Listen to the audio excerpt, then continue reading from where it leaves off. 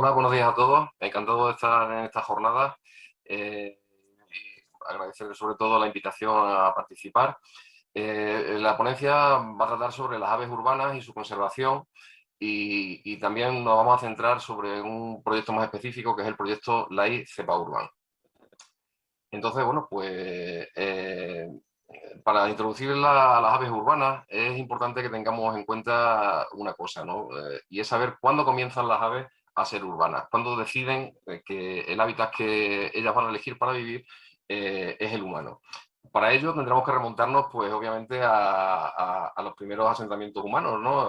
Obviamente en aquella época, pues las construcciones eran las que eran y las aves, pues seguramente tendrían su vinculación con el hombre, pero no la que conocemos en la actualidad. Es decir, que el carácter urbano de las aves se ha ido modificando a lo largo de la historia. Esas primeras cabañas o construcciones que hacía el hombre, pues fijaros, incluso en la actualidad tenemos ejemplos de que a poco que el hombre le ofrezca un sustrato de nidificación, las aves responden favorablemente, ¿no? Como ocurre aquí en Extremadura con nuestras cigüeñas. Obviamente, con el paso del tiempo, estas construcciones, como vemos aquí, por ejemplo, un poblado celta, ya se iban ganando en complejidad, ganando digamos, en número de viviendas. Por ejemplo, esto ya en la época de los romanos, pues ya había construcciones mucho más altas, con cubiertas, con tejados, con murallas hechas de piedra. Y esa evolución ha sido progresiva a lo largo del tiempo, ¿no? Aquí vemos ya, por ejemplo, en la época medieval, con castillos, con construcciones mucho más grandes, con utilización sobre todo de piedra, o ejemplos como este que veis, en el que ya, pues bueno, ese tipo de edificaciones son mucho más favorables para el asentamiento de las poblaciones humanas. Esto que parece remoto, pues lo encontramos el ejemplo ya en nuestras ciudades, ¿no? Donde quedan pues esos elementos, iglesias, catedrales, murallas, castillos, e incluso grandes casas pues, del siglo XVI, del siglo XVII, en fin, que siguen siendo lugares donde las aves eligen preferentemente para nidificar.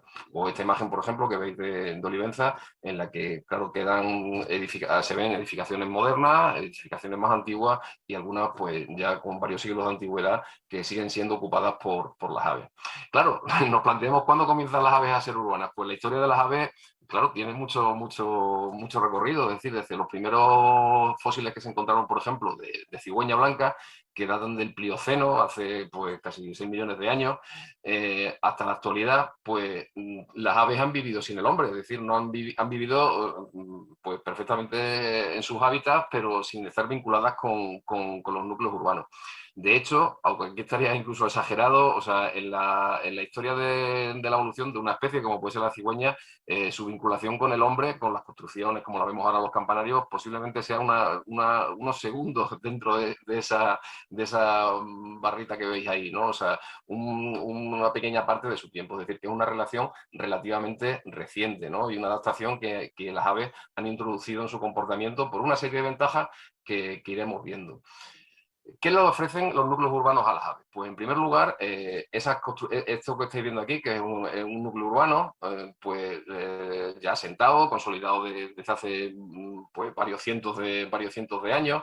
Lo primero que hace el hombre cuando se establece, además de ofrecer esa complejidad de construcciones que estáis viendo aquí, es transformar todo el hábitat que le rodea, porque en realidad la mayor parte de las aves que viven en los núcleos urbanos no se alimentan en los núcleos urbanos, se alimentan en el entorno. Entonces, eso ha sido crucial, es decir, que en cualquier núcleo urbano, las aves dependen mucho de todo el entorno que se ha transformado alrededor. Y obviamente, desde los comienzos del hombre, su función ha sido esa, establecerse en un lugar y tener unos territorios alrededor que le dan su sustento a través de la ganadería y de la agricultura, que son hechos cruciales para que luego esas aves vivan dentro de los núcleos urbanos.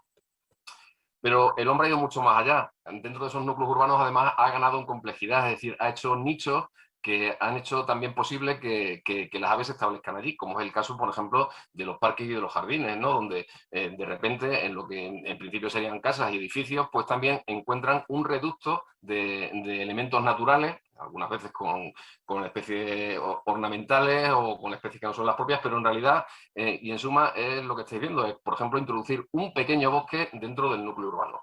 O como por ejemplo, que sería un ejemplo de Olivenza, además de lo que se ve al fondo, es un parque, pero los pájaros no ven un parque, los pájaros ven un bosque, ¿no? Además un bosque donde tienen garantizada con un grifo abierto todo el día su suministro de agua, ¿no? Es decir, que facilitamos muchísimo que las aves se integren dentro de los núcleos urbanos.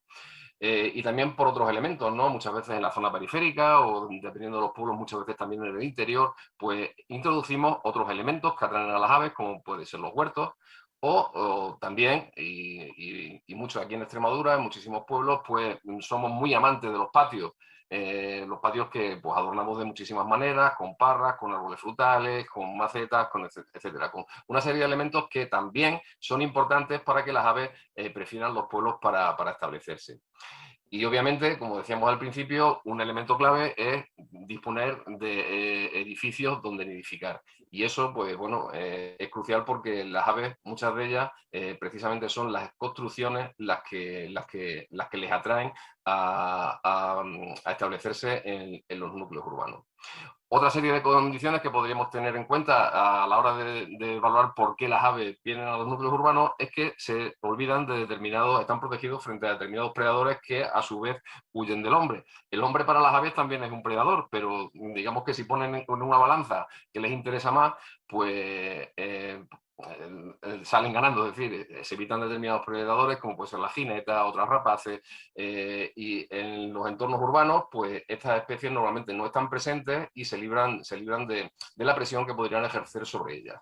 Hasta cierto punto sería un lugar mucho más tranquilo en cuanto a predadores que el medio natural, ¿no? El medio donde ellas vivirían habitualmente.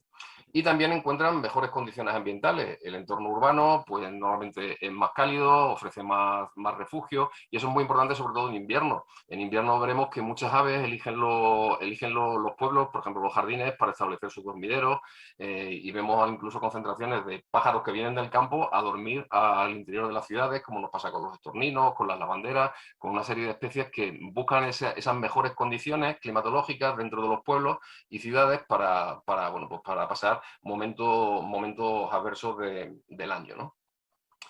Y también encuentran nuevas oportunidades para alimentarse, como hemos comentado antes, disponer de jardines, disponer de huertos, disponer de, bueno, pues de gente incluso que ofrece alimentos, pues es un hecho que también ha ayudado a que las aves busquen los pueblos para vivir en ellos, ¿no? Y también quizás con los años también va habiendo una mayor sensibilidad por parte de la población que le gusta la presencia de las aves, les gusta tenerlas en sus jardines, les gusta bueno, que no pasen hambre en invierno, y cada vez más, pues bueno, incluso las alimentamos artificialmente, ¿no? Con comederos y tal, y eso también ayuda a que las aves cada vez sean más frecuentes en nuestros núcleos urbanos, ¿no?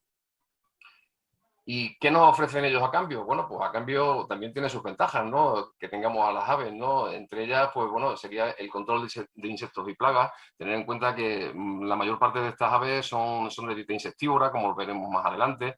Y bueno, cuando lleguemos a ellas os contaré algunos detalles, pero sobre todo el control de insectos y el control de plagas. Una de las especies que también ha traído el hombre a los núcleos urbanos son, por ejemplo, los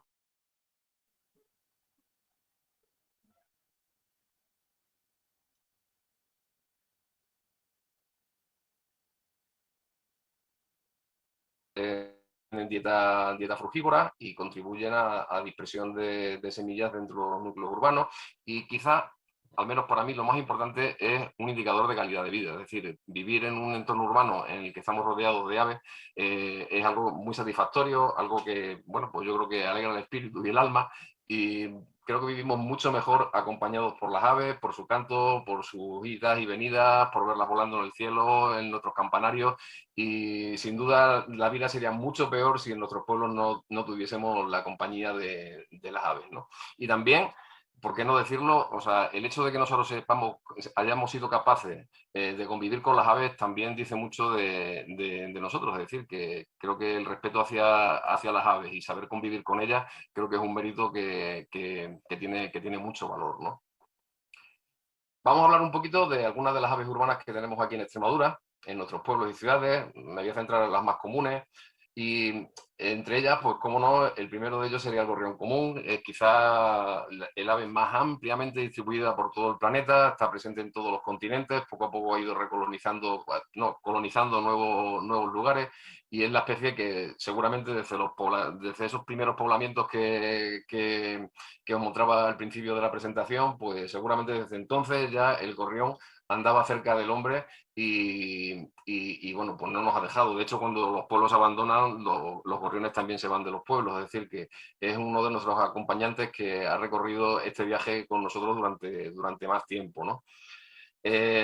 Normalmente encontramos el gorrión común, también es posible encontrar esta otra especie, que es el gorrión moruno, sobre todo en pequeñas poblaciones en las que, bueno, pues este gorrión es más campero, por decirlo de alguna manera, pero hay veces que también se establece dentro de los núcleos urbanos y, por ejemplo, muchas veces hace los nidos en los nidos de la cigüeña, dentro de los palitroques que acumulan la cigüeña.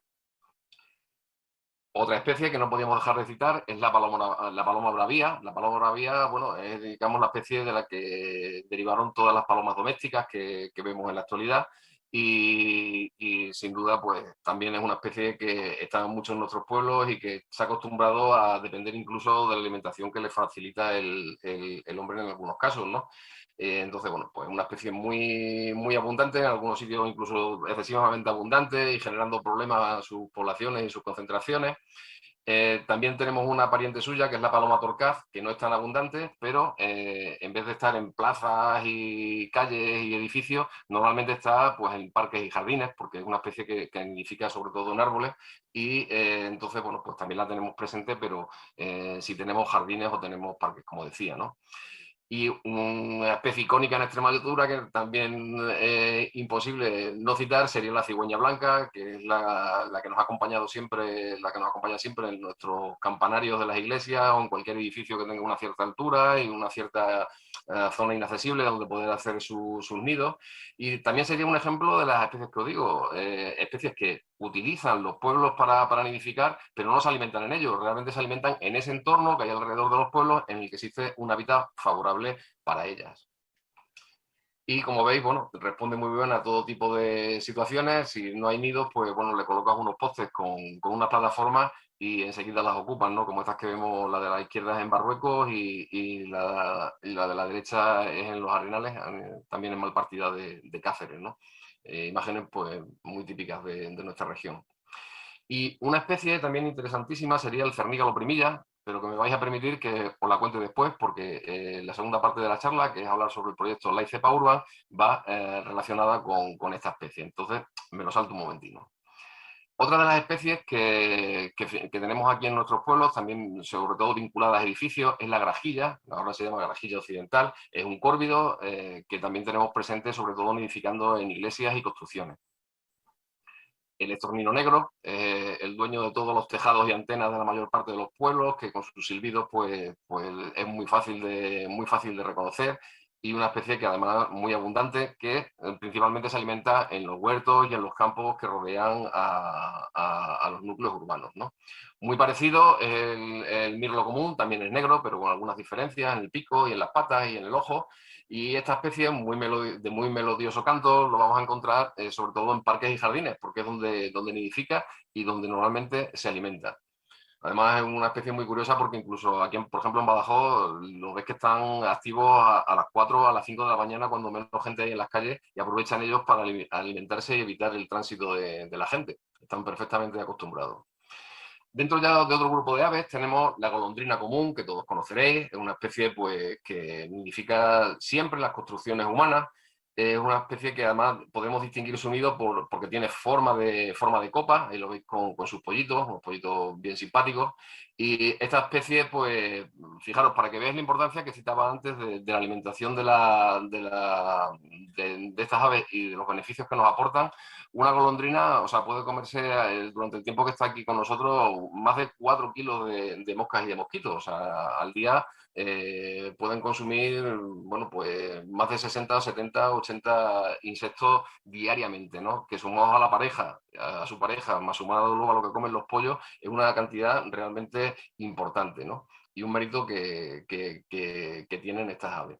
En algunas ocasiones también vamos a encontrar esta otra preciosa golondrina, que es la golondrina dáurica, que como veis tiene unos tonos dorados, de ahí viene el nombre de Dáurica, y que si queremos reconocer su nido, pues veremos que distinto al de golondrina, no es una taza, sino que es cerrado y tiene además un tunelcito aquí de acceso que nos permite distinguirlo perfectamente, ¿no? Ay, aquí se me han colado estos pollitos de golondrina que están también muy atentos a la presentación. El avión común, que normalmente se confunde también con la gente le llama normalmente golondrina, es este precioso pájaro con tono en principio blanco y negro, que como veis es un poco más azulado, aquí le veis cogiendo barro.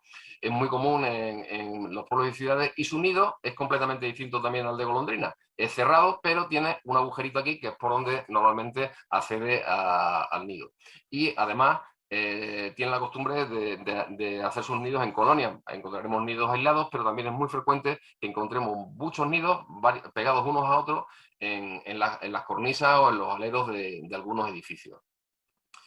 Este otro personaje, que es el vencejo común, aquí le veis con cara como de bruto, pero en realidad lo que tiene es el buche lleno de mosquitos. Es otro gran consumidor de insectos y que este no hace nido en barro, este normalmente hace sus nidos en las tejas o en las gritas de las paredes o en los huecos que va encontrando. Es una especie interesantísima porque no sé si sabéis que los vencejos únicamente dejan de volar en el periodo reproductor, en el que, bueno, mientras incuban no vuelan, pero el resto del año, una vez que un pollo sale del nido, no vuelve a posarse hasta el año siguiente que empiece la reproducción, si es que la empieza. Y entonces pasan meses y meses volando sin tocar el suelo, incluso durmiendo en el aire. Aquí, bueno, si no conocéis la especie, seguramente que estas tardes, por ejemplo, de comienzos de verano, podéis ver los bandos pasando, volando, chillando y volando a toda velocidad en cualquier plaza de nuestros pueblos y ciudades, ¿no? Y el vencejo hay dos especies. Este hay otro que es el vencejo real, bastante más grande y además espectacular porque tiene un tamaño realmente grande y con la barriguilla blanca que se distingue muy bien. Y este normalmente pues establece colonias, por ejemplo en puentes. Este es el puente romano de Mérida, donde existe una de las colonias más interesantes de la especie. Fijaros, hay tantos aficionados ya al mundo de los vencejos que incluso en Alange se celebra todos los años un festival de los vencejos, atraídos o sea, el que se hacen un montón de actividades para festejar que en esta localidad, por ejemplo, pues hay una grandísima población de vencejos de la que sus pobladores están muy orgullosos y, como decía antes, esto es calidad de vida y esto es un buen ejemplo de que la gente realmente valora tener estas aves viviendo en sus núcleos urbanos. Otro grupo de aves serían las rapaces nocturnas, y tenemos varios representantes, sobre todo porque, como comentaba antes, los roedores también son muy frecuentes dentro de los núcleos urbanos, y tenemos especies como la lechuza común, el mochuelo, el cárabo, el autillo. Estas cuatro rapaces nocturnas es muy fácil que las encontremos en nuestros pueblos, siempre que les ofrezcamos pues desvanes, mechinales o huecos donde ellas puedan nidificar. Y cuanto más rural sea el pueblo, es decir, cuanto más integrado esté en un entorno natural, más fácil va a ser que encontremos estas otras especies.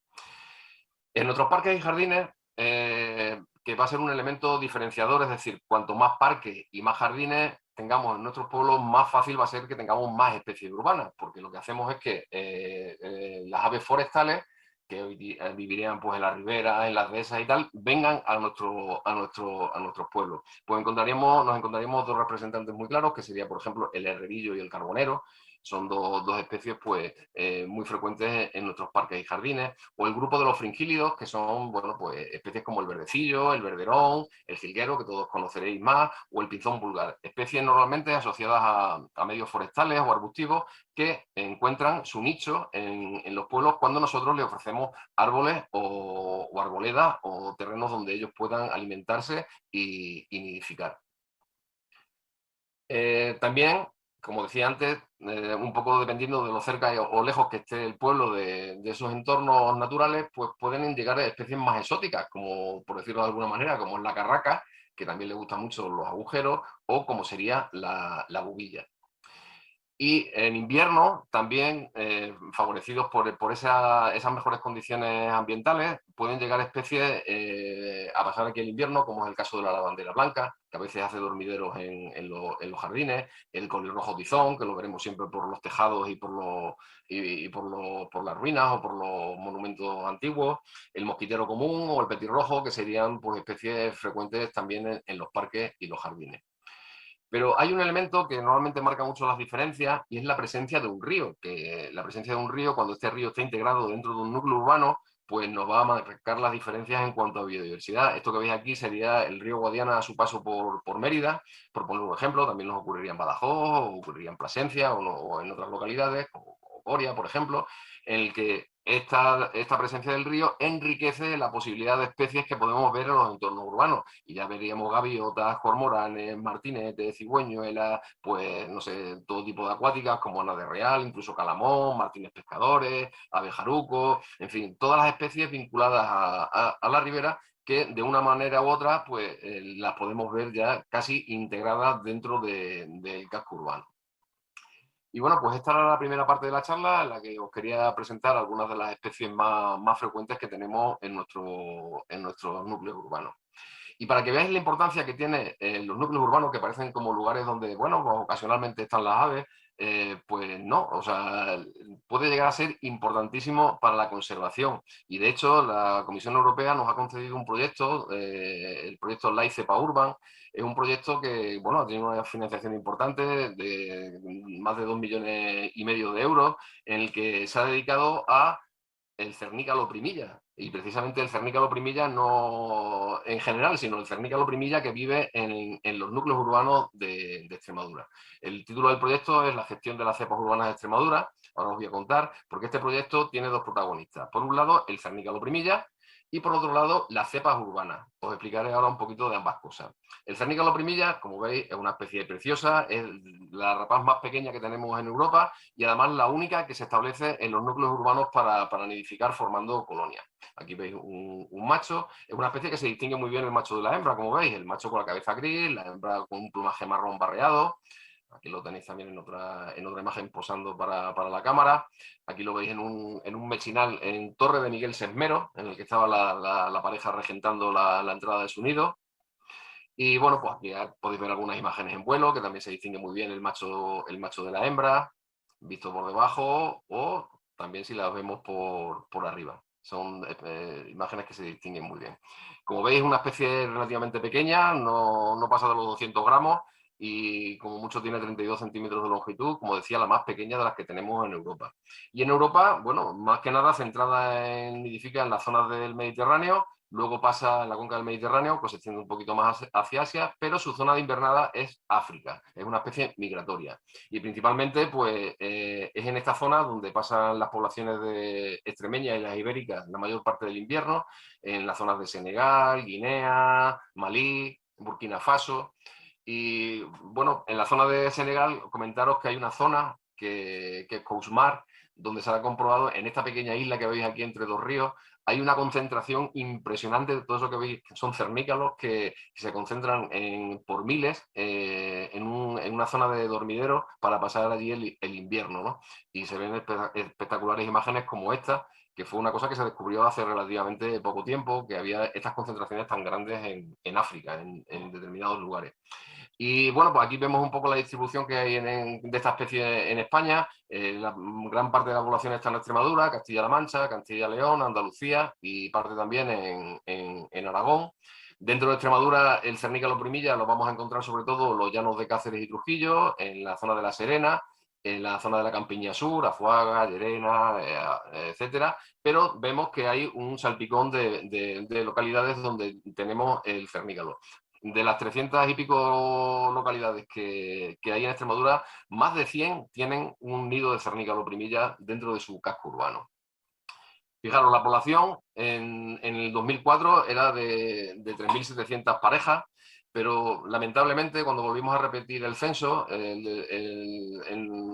lo repetimos 14 años después, pues nos encontramos con la triste realidad de que la población había disminuido muchísimo. O sea, de las 3.000 y pico parejas nos hemos quedado casi la mitad, en 1.591 parejas, que fue lo que, bueno, pues que también motivó que se desarrollase este proyecto para intentar frenar el declive en el que se encontraba la especie. Una especie que principalmente se alimenta de insectos, por lo cual es también muy beneficioso para la agricultura, se alimenta sobre todo de saltamontes, también de roedores y luego, bueno, pues de vez en cuando alguna lagartijilla o algún otro pequeño vertebrado. Y en relación con lo que comentaba al principio, fijaros, ¿dónde nidificaban los cernícalos primillas hace 2.000 años? Pues hace 2.000 años y hace 1.000.000 de años y hace 2 millones de años. Es decir, que ya os contaba que la vinculación con el hombre es muy reciente en su historia. Pues de toda la vida, igual que otras muchas especies de las que hemos hablado hoy, el cernícalo primilla nidificaba donde había huecos y los huecos únicamente los podía encontrar en roquedos, en cantiles como este que veis aquí, con un montón de oquedades, y ahí es donde hacía sus nidos. Por tanto, los edificios que construyó posteriormente el hombre sustituyeron a estos roquedos que originalmente utilizaba la especie para nidificar. Y de hecho, todavía en la actualidad quedan un pequeño porcentaje de la población que sigue prefiriendo hacer sus nidos en estos roquedos, pero son casi vestigiales. Aquí en Extremadura, de hecho, no conocemos ninguna, pero en algunos sitios de la península ibérica todavía quedan lugares como este en el que el cernícalo primilla sigue teniendo el comportamiento ancestral que ha tenido durante toda su historia, ¿no? Esa evolución que comentaba antes, pues con los romanos, con la época medieval, con la construcción, el uso de la piedra, la construcción de los edificios, la llegada a la teja árabe, todo eso hizo que el cernícalo pues prefiriese los núcleos urbanos para nidificar y entendiese que una iglesia es el mejor cantil donde puede nidificar. Y además le facilitamos mucho, como os decía, la alimentación alrededor de esos núcleos urbanos, donde está esa iglesia o ese castillo, pues resulta que se ha transformado el hábitat y hay cultivos, hay pastizales, hay lugares donde puede alimentarse. Ambas cosas es las que han hecho que el cernícalo se haya vuelto pues mucho más urbano que lo que era hace millones de años, ¿no? Aquí tenéis varios ejemplos de cómo es importante que el hombre haya dedicado la agricultura y la ganadería en el entorno de los lugares donde vive. Y es aquí precisamente donde se alimenta, en los cultivos de cereal, en los pastizales, en los posíos. Estos son los hábitats de alimentación del cernícalo primilla que encuentra cercanos a los pueblos.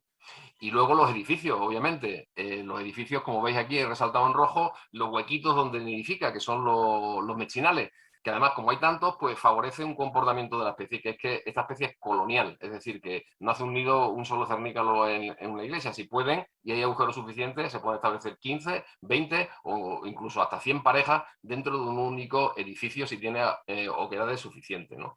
Y eso lo vamos a ver pues, en castillos, en iglesias, o en otros lugares, como bueno, esta imagen que veis de Trujillo, donde este mar de tejas que veis, de teja árabe, es lo que constituye también el lugar de nidificación de la especie. Le encanta nidificar en las tejas, y cuanto más tejas levantadas o cuanto más en ruina está el edificio y tiene más oquedades, pues más fácil es que el cernícalo primilla se establezca en estos lugares. Aquí veis un simpatiquillo pollo, cómo se asoma por el hueco, el hueco entre dos tejas, ¿no? donde ha nacido.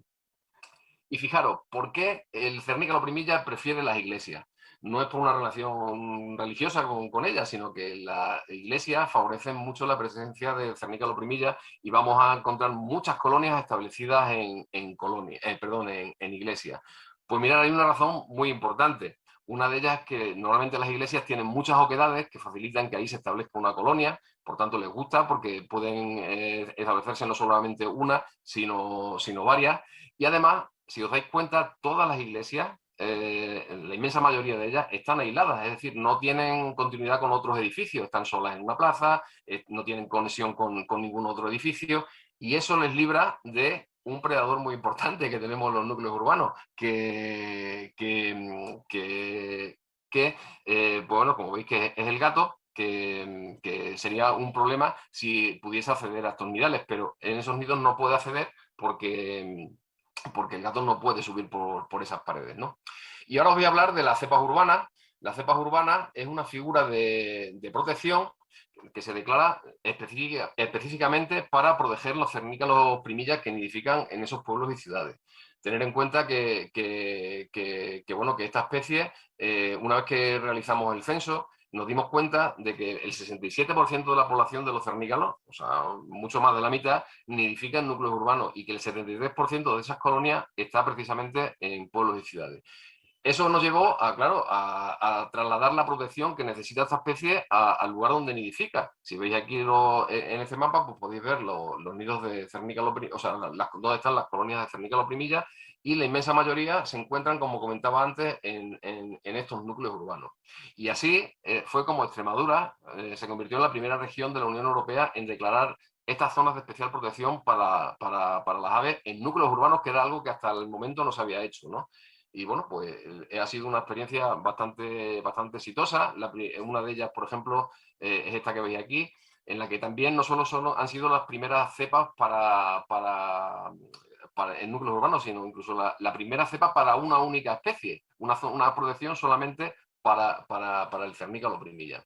Y así nació la red de cepas urbanas de Extremadura, en la que estáis viendo, pues bueno, pues aquí cuáles son las localidades que la integran actualmente. Son 19 cepas, que realmente suponen muy poca superficie porque son cepas pequeñas en las que únicamente se incluye parte del casco urbano.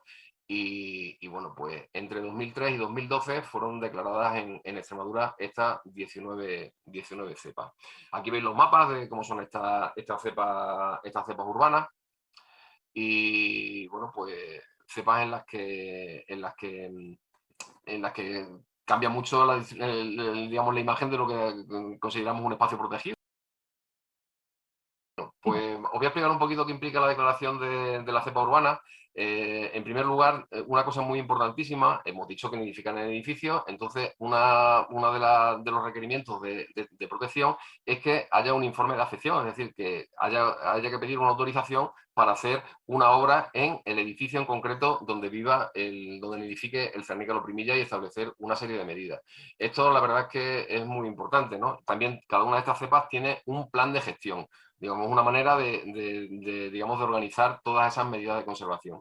Por ejemplo, aquí en Extremadura se publicaron en 2015 los del cernícalo primilla, y en una cepa tipo, como esta que veis aquí, que es el casco histórico de Cáceres, que ahí veis en resaltados los edificios donde nidifica el cernícalo. Pues bueno, en estos planes lo que te establecen es una zonificación, te dicen cuáles son las zonas mejores para el cernícalo primilla, que serían, por ejemplo, esto, lo que llamamos nosotros las zonas de interés prioritario, que es donde están las colonias, y luego las áreas potenciales donde se encuentra la especie. Eso, digamos, que sería la zonificación que establecemos en una cepa. La cepa Héctor, por ejemplo, que veis Cáceres, y en Cáceres, pero las zonas donde nidifica el primilla son las que están resaltadas en verde. Ahí es donde centramos nuestras medidas de conservación para garantizar la conservación de la especie.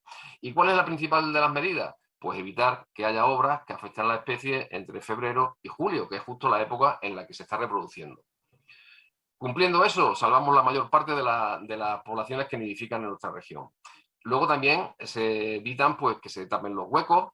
Y hay otra medida muy interesante, y es que todos los ayuntamientos están obligados a tener un inventario de los edificios de interés para el cernícalo primilla. Es decir, aquí, como veis, para las distintas cepas, tenemos cuáles son los edificios donde están nidificando los cernícalos, para que ellos lo tengan en cuenta en su normativa urbanística. Es decir, que si van a hacer, al ayuntamiento le solicitan una obra en un edificio donde tiene el cernícalo primilla, pues tiene que solicitar una autorización para que nosotros le pongamos las medidas correctoras que sean necesarias, en caso de que sean necesarias, porque hay actuaciones que a lo mejor no requieren ese informe. Pero de esa manera salvaguardamos que el cernícalo siga nidificando en los edificios, se puedan hacer las obras y, digamos, garanticemos su conservación.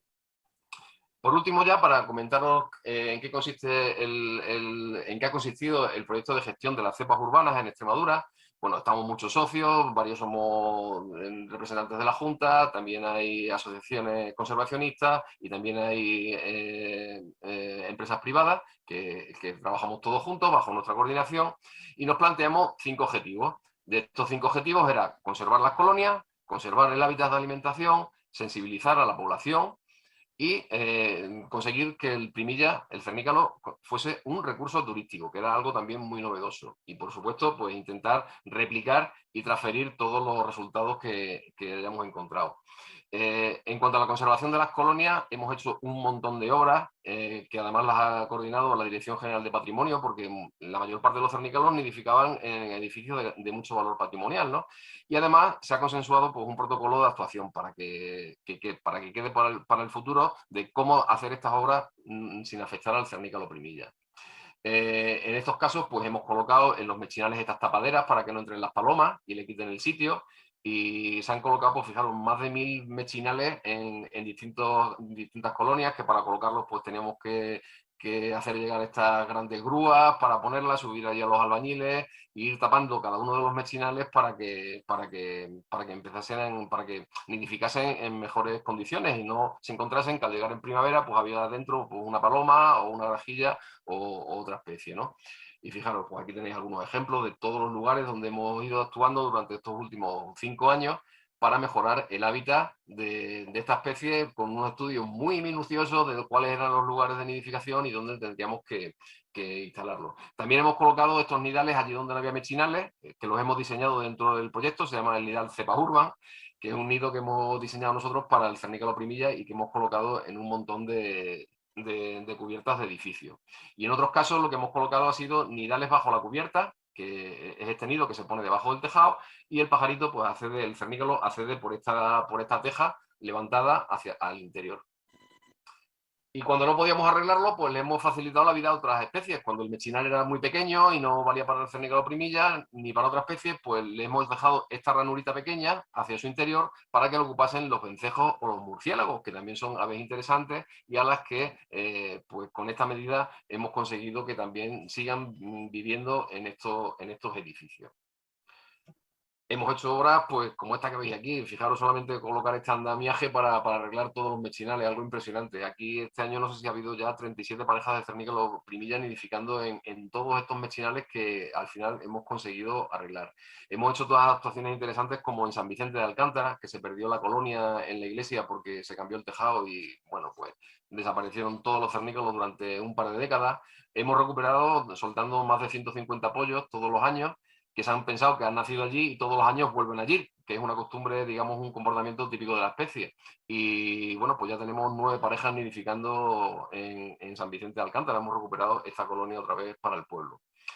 En cuanto al hábitat de alimentación, hemos hecho una cosa también muy curiosa, le hemos puesto emisores a más de, estos emisores GPS, se lo hemos puesto a más de 70 ejemplares perdón, a más de 80 ejemplares de cernícalo primilla y hemos conseguido pues tener un montón de información de dónde se desplaza, cuáles son las parcelas que selecciona para alimentarse, saber qué tipo de características tienen esas parcelas y eso nos ha permitido establecer acuerdos con los agricultores y ganaderos para replicar lo que ellos hacen bien, hacer que también lo hagan otros agricultores y ganaderos para favorecer a la especie. Ha sido un trabajo muy interesante que nos ha dado mucha información interesante para la especie. En cuanto a la sensibilización de la población, pues hemos trabajado mucho en todos los municipios de las cepas urbanas, hablando con vecinos, hablando con colectivos, intentando despertar ese cariño que ya existía, ¿no? Sobre todo en las personas mayores hacia esta especie. Hemos trabajado también mucho con los albañiles de estas localidades para enseñarles a hacer las obras por ellos mismos de cómo hacer un nido para el cernícalo primilla y cómo instalarlo, que nos ha dado muy buenos resultados y la verdad que hemos encontrado a este colectivo muy receptivo y muy participativo además, viendo cómo se podían hacer estas mejoras para el cernícalo primilla. Y ya por último, bueno, comentaros que ha sido también muy interesante cómo se ha podido generar un producto turístico, que es el producto Urban Birding, basado en el cernícalo primilla, es decir, atraer turistas que vienen a ver el patrimonio a nuestra región, pero que además vienen a ver también el cernícalo primilla. Y hemos conseguido que 54 empresas de 4 localidades, de Trujillo, de Cáceres, de Plasencia y de Jerez, pues se hayan embarcado en esta experiencia de crear un catálogo de experiencias turísticas con más de 60 experiencias turísticas de todo tipo, de actividades, de ruta, de alojamiento, de gastronomía, pero todas ellas con el hilo conductor del Cernícalo primilla. O sea, el Cernícalo primilla era, digamos, el motor de estas experiencias. Pues, por ejemplo, rutas urbanas para ver el Cernícalo primilla en Trujillo, descubriendo los secretos del Cernícalo primilla en bici, ruta en bicicleta, alojamiento más observación de aves, jamón y primillas, que vaya, es una actividad también bastante interesante, entre cañas, Cernícalo, entre cañas y vino, en fin, bueno, pues un montón de actividades que luego os diré dónde las podéis ver, que se han acompañado también de mapas turísticos en el que puedes visitar los principales monumentos y además visitar las principales colonias que hay en estas localidades.